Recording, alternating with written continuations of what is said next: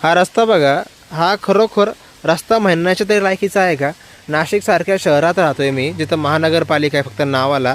आता हा तिथून झालेला सुरू रस्ता, तिथून असा आहे तर त्या कोपऱ्यापर्यंत.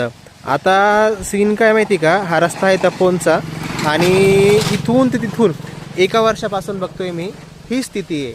आणि गडकरी साहेब म्हणताय की दुबईचे शेख येऊन सांगून गेले होते की भारताचे रस्ते खूप चांगले. ते अरबीत काहीतरी बोललेले असतील, तुम्ही त्याचा वेगळा अर्थ घेतला असेल गडकरी साहेब. सबका साथ आणि सबका विकास. कुठला साथ आणि कुठला विकास? तुम्ही तुमचाच साथ करताय आणि तुमचाच विकास करताय. हा विकास नाही आहे, हा विकास बघा. हा लिटरली हा विकास आहे, याला विकास म्हणतात का? आणि जर याला विकास म्हणायचा असेल ना, तर दुबई आपल्यापेक्षा मग खूपच गरीब आहे असं मला म्हणावं लागेल.